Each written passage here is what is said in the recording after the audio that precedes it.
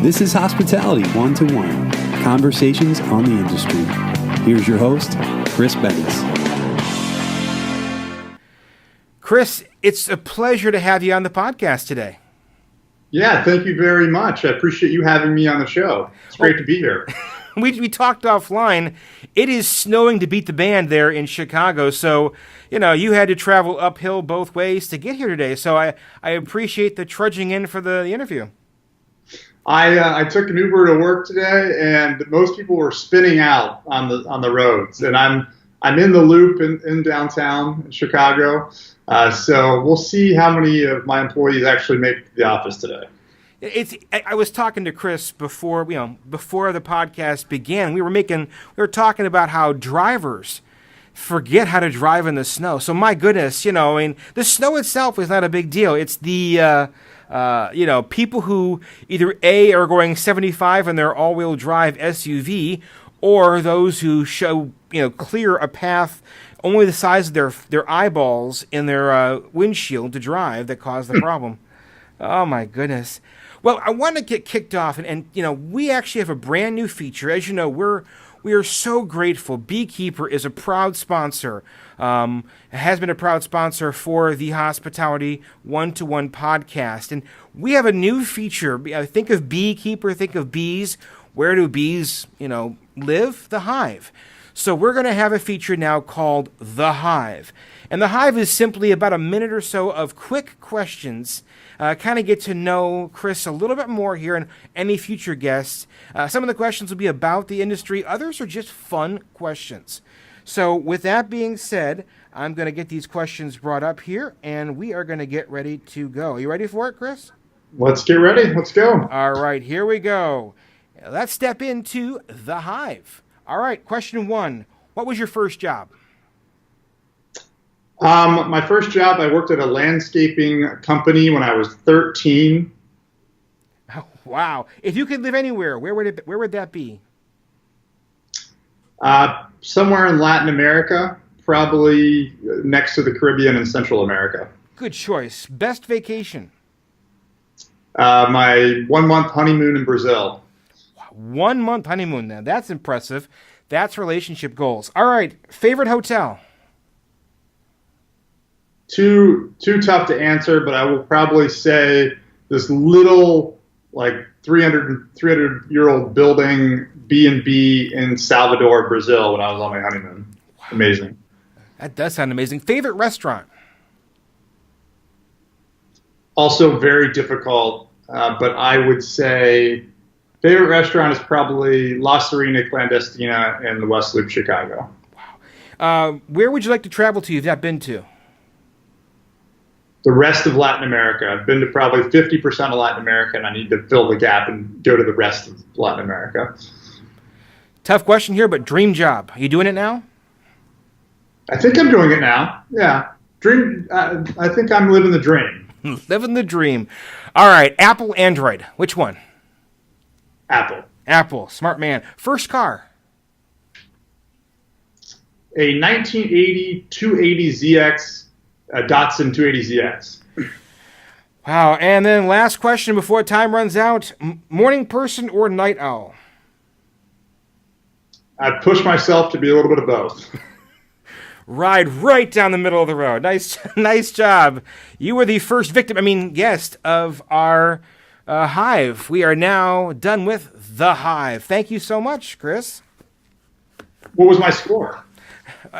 A+, man. A+. It's kind of like the Bob Ross, the painter. There are no mistakes, only happy mistakes. So you did a great job. You did a fantastic job. All right, so let's kind of get back at it here. We kind of had a little bit of fun here, but let's talk about your background, because you actually are, again, the CEO and co-founder of Hotel Rehabs. First of all, let's talk about that. Those who may not know what that is, what is Hotel Rehabs? Yeah, Hotel Rehabs, we are a boutique general contractor specializing in major branded hotel renovations and conversions. We're a general contractor at heart. We do a handful of design build services from kind of start to finish of those branded requirements. So think, everything that's encompassed in Marriott, Hilton, now Starwood, Hilton, IHG, and then all the myriad of brands that are out there and coming up, a little bit of independent work. We facilitate those from start to finish, either as a general contractor only, or as a general contractor and potentially, the FF&E procurement vendor, the designer, the architect, the full package, maybe the project manager. In some instances, we'll handle the complete package of that renovation or conversion. And in other instances, we are just the GC. We are extremely relationship oriented. So for us, we want to make sure that we're doing two things. And I love to tell my employees this: we're helping that client achieve their goals and minimizing their pain points. And if we can continue doing those two things, we'll continue staying relevant and grow. Now, we talk about general contractor and obviously your background being within the hotels that way. Kind of give me an idea, what differentiates a general contractor specialized in the hotels as opposed to a commercial GC? In other words, what's the differential? What makes you special at this point? You should, if you have a hotel, you should hire a commercial GC that doesn't have a specialty, and then a hotel GC, and then you'll find out. Now, because it can be very painful. So most of my people on my team, came from the hotel world, either on the ownership side or the management side or the construction side or a mix. They understand the operational pain points. So that's one. Typically, we're working in occupied spaces, so very challenging. Our schedules are very intense. We have to be very efficient and productive with what we do. And there's a lot of nuances about a hotel room that don't necessarily apply to typical commercial construction. That includes, FF&E, that includes specific finishes, types of finishes, the way they're installed, how things are procured and designed, dealing with the brands, knowing what questions to ask. So, really, we only do hotel work. We won't do work outside of hotels, and we will only do renovation and conversion work. And so that really allows us to stay in tune with all the aspects and interested parties that have to do with that hotel project. So it's really the expertise that goes into that added layer of occupancy, the complexities of the finishes, the products, the FF&E, et cetera. Now, you classify yourself as a renovation contractor. What is the difference? And I know, other than the obvious, what is the background difference between a renovation contractor and a hotel GC who's building a new build? So there's plenty of groups that do both, right? There's groups that build new and renovate, but typically it's difficult for we're national, so we're still fairly small, although we're growing quite a bit, and we have a national reach. But for a new build contractor to be our size and have a national reach, it would be impossible. So it typically, if you're building new, you're going to be more constrained to your localized area or region, and then you're going to pick pockets to grow in. Like, okay, we want to be in this region, so we're going to start an office in this region. And so it's very difficult for a new build group to say, a client to come up to them and say, I want to build a hotel in California, but they're in Chicago and they're just building in Chicago and they're small there. So that's one component of it.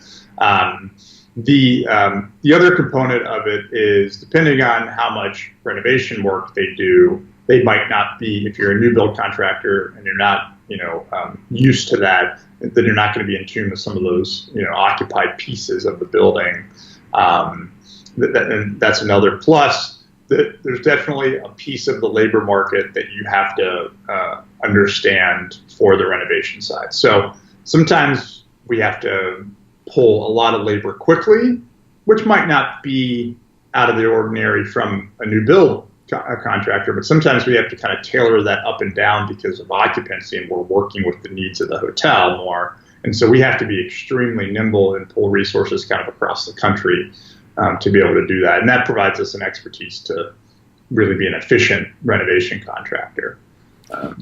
Now, typically, I mean, for those who may not be as familiar with the renovation side of things, I know it may vary based upon the size and scope of the work, but what is an average renovation time frame? How long does it take? I would say, between 3 to 4 months. It really depends, the size of the hotel, right? But I would say most renovations, if you're looking at, all hotels in the U.S., are occurring within that period of time. Now, obviously, there's huge hotels that take a year or 18 months, right? If you're 1,500 rooms, right? No matter how you slice it, depending on how you're doing it, it's you're typically you're not going to be able to get that done in 3 to 4 months. But a lot of those 1 to 200 room hotels, you're going to complete somewhere in that mark. Now, we kind of talked about it before briefly, but I want to expand a little bit more. What is the biggest challenge with renovating a hotel as opposed to new builds? So, they both bring specific challenges, right? But it's typically, one is budget, two, managing expectations, because in renovation, everything isn't new. So you're going to have to figure out how to manage the budget, right? Manage the expectations of the client, communicate with the client and the end user properly, and make sure that you can, phase that renovation to get completed. So the figuring out the proper scope of work that works for the owner, the brand, and the budget is typically more difficult in renovation. But you also, with the right expertise, you have a little more creativity with how you can effectively get where you want to be. That's one. The occupied piece is really probably the hardest component of it, is making sure that you are minimizing guest impact, you're minimizing the pain points for the on-site hotel operations while you're going through construction. Because even, some light renovations, like you'd call kind of that 7-year renovation, that is typically soft goods, carpet, vinyl paint, can have little noise. But most of the time, especially with updated brand requirements and all these new brand design schemes, when you get into these 10 or 14-year renovations, you're demoing tile, tub surrounds, vanities. That's loud, and if you're talking, if you're in a 100 to 200 room hotel, that guest, is definitely hearing loud tile demo. That's something you're going to have to properly work through.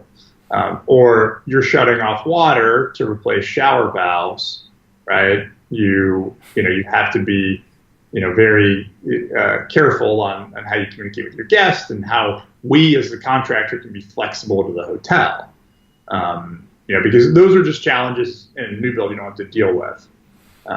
Obviously, if we're mainly on the interior, we're also not dealing with weather, so there's challenges on both sides. Well, of course, and I would also imagine that one of the other challenges, especially for your team, if you're deploying to a hotel site anywhere across the country, you've got to procure trades for the individual areas of the hotel in that particular area. And of course, they have to be proper customer facing, because if it's a currently occupied property, they're going to have to interact with guests, even just from a peripheral standpoint, if they're doing work in one area while a guest's walking by. Completely. And that's internally, as a company, is being,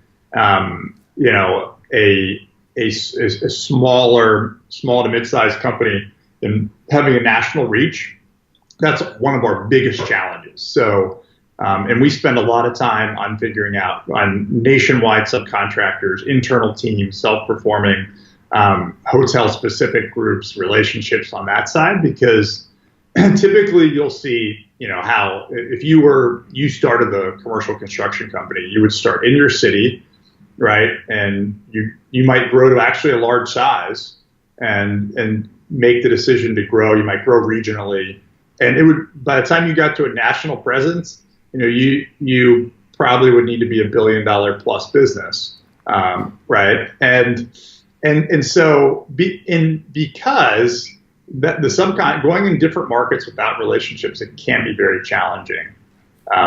I would say we have a good model set up, but it's something we have to continue investing in on our end.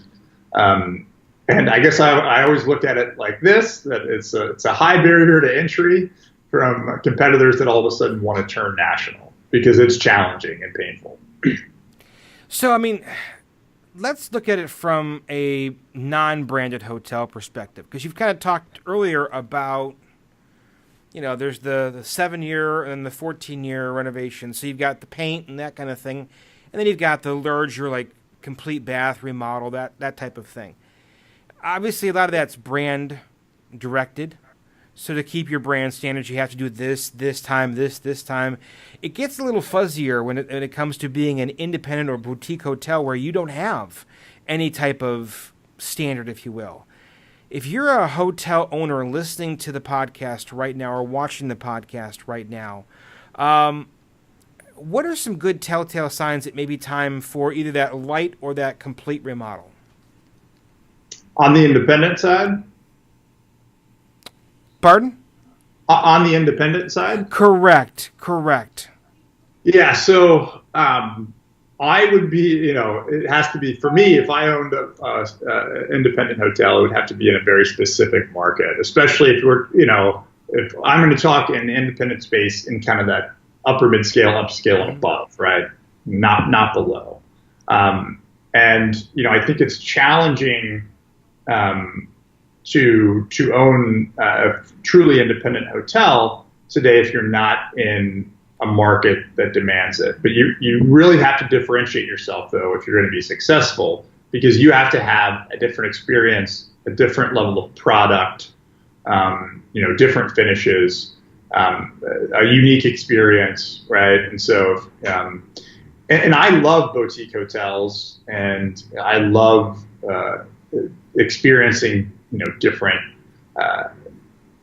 locations and different buildings, and from historic to new, different types of architecture and design and finishes. But the reality is it's challenging. So if you're not staying current, right, especially considering your competition in the space, then you are going to be affected on rate or occupancy or both. And potentially, lose relevancy in the market.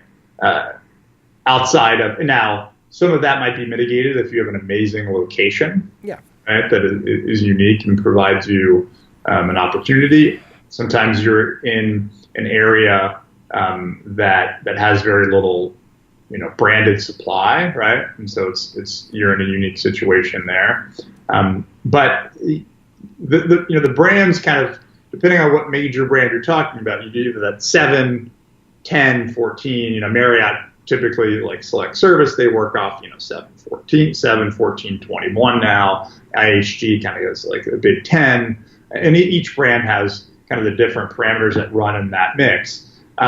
It's not just because they say, well, you have to do it in that many years, although that is the case. It's that typically that product is worn out in that amount of time. And so by the time you get to that 7-year or the 10-year, you can tell as the guest that the hotel is tired, and it needs a facelift. And, the reality of, hotel design is that it moves faster than any other asset class of real estate. I mean, hotel design prides itself on being forward, right?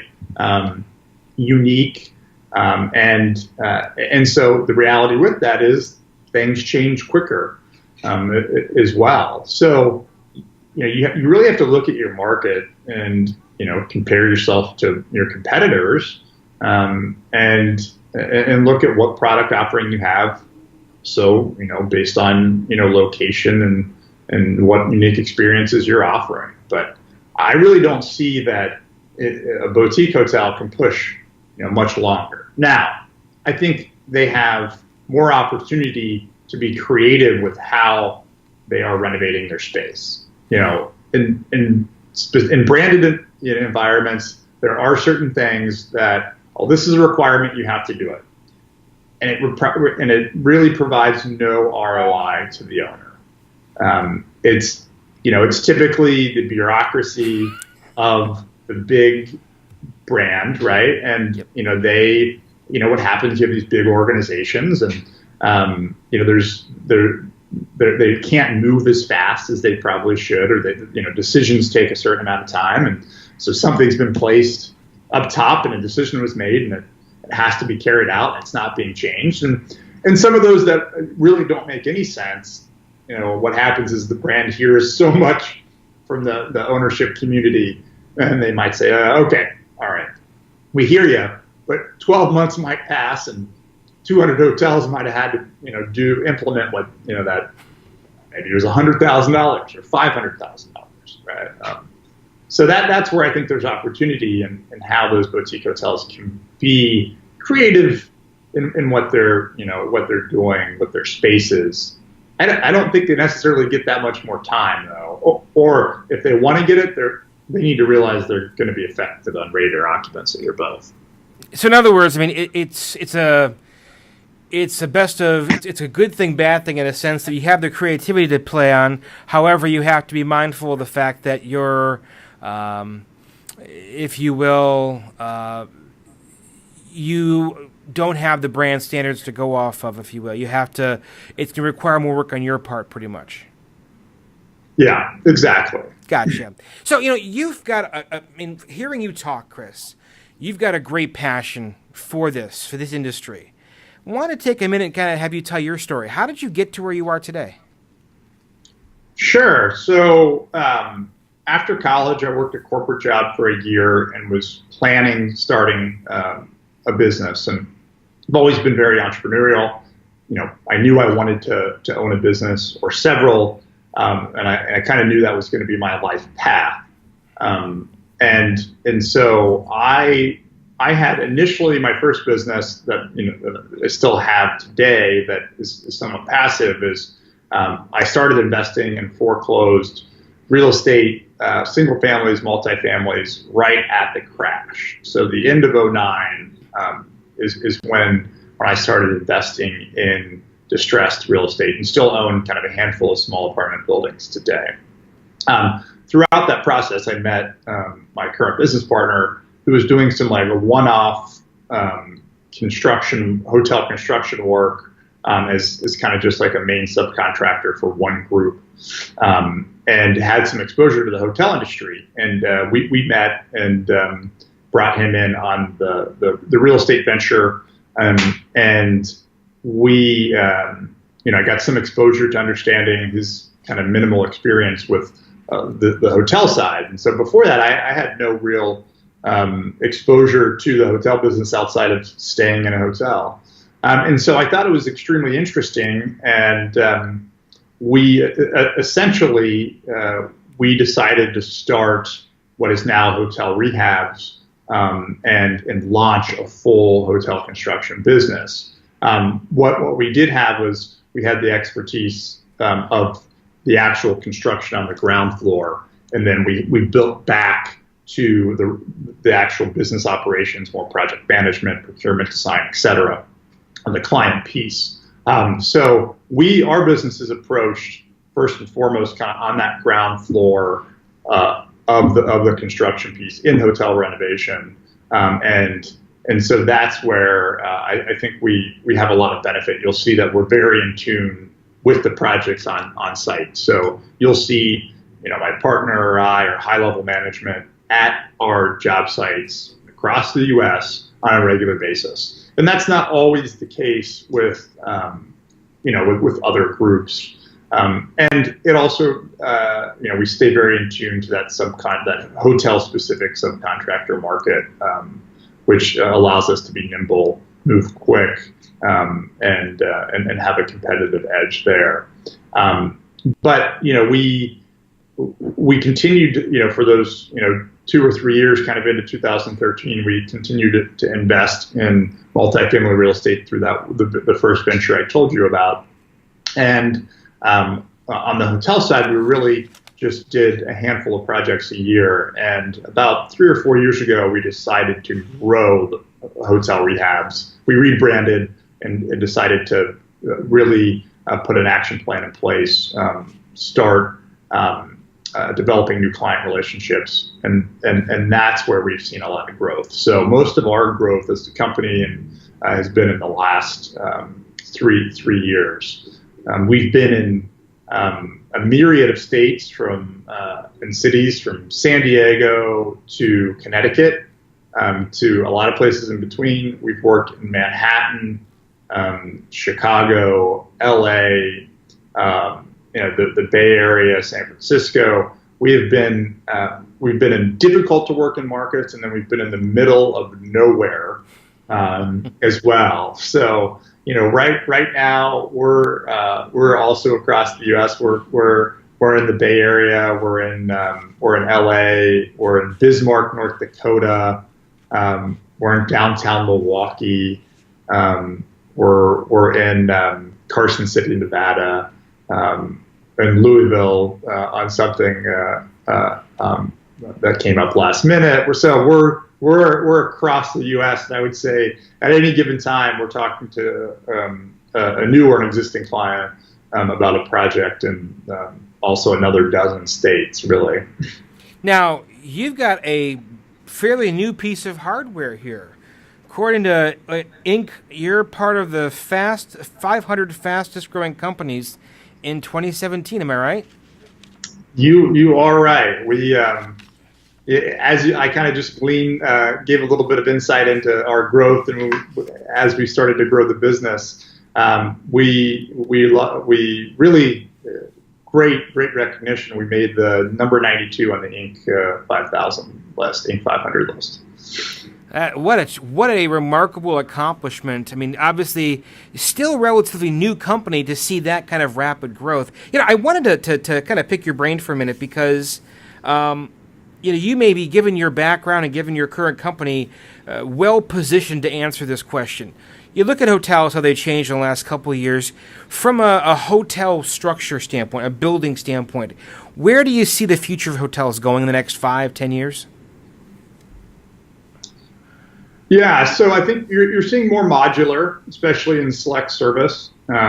It'll be interesting to see how they continue moving in that direction, and how they can be efficient about it. I think they're starting to figure out how they're able to do it from a speed perspective, which is great. I don't think they've fully figured out how to be more competitive on the cost piece. Mm-hmm. But I think as we continue to see the labor markets tighten, and construction costs that continue to rise, which you can take either side on it and say maybe we're at an all-time high. But I think the true reality is that we'll continue to see a labor shortage over the next 10 years in skilled labor. There's going to be cycles through that as well, especially as a lot of this new construction starts to kind of cycle down. So being able, the modular piece, if they can, I think, figure out how to bring down the cost, you'll see that continue to grow in the space. I think you're going to continue to see more adaptive reuse, more renovation, as you see. One, we're continuing to grow that urban renewal, right? We're continuing to grow our downtown cores, not solely in primary markets, but secondary and now tertiary markets, right?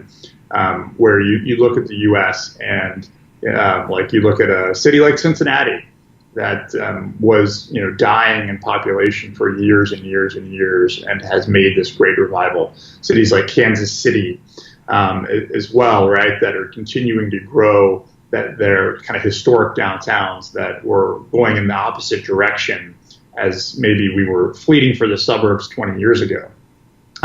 So I think just based on location, right, and the availability of existing structures, you're going to see more adaptive reuse.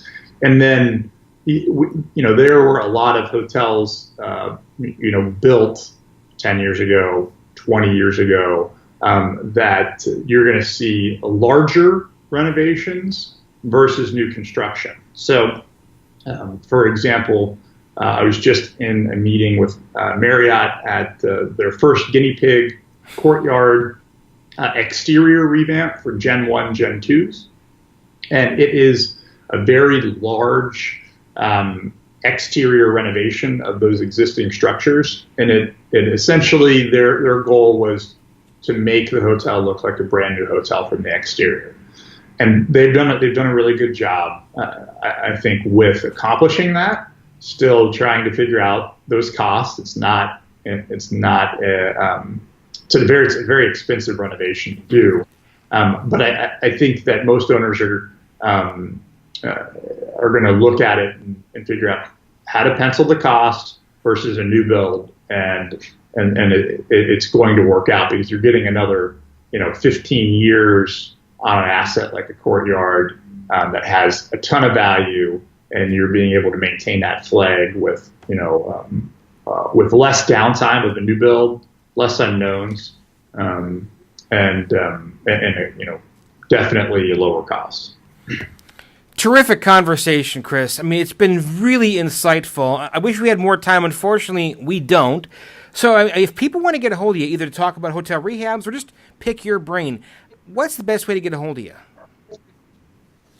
Yeah, so you can always shoot me an email at Chris, CHRIS at Hotel Rehabs with an S.com, Hotel Rehabs with an S.com.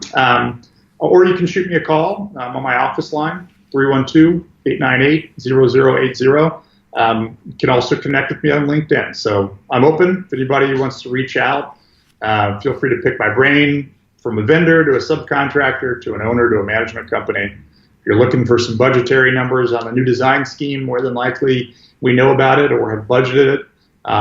Or if you're a vendor looking to reach out to potential clients, we'd love to talk. Terrific conversation. Again, what we're going to do, as always, we're going to list all of Chris's contact information up on our website, which is yourhotelrecruiter.com. You go to the podcast tab up top, and you'll find all of our podcast show notes, and we'll put Chris's contact information. And while we're on the topic of social media, LinkedIn, that kind of thing, don't forget to like the Hospitality 1-to-1 Facebook page. We'd love to communicate with you there. Again, Chris, terrific conversation once again. Very insightful, very engaging. I enjoyed it. Thank you so much. Chris, have a great weekend. Thank you for having me on the show, and hope to talk to you soon. Take care.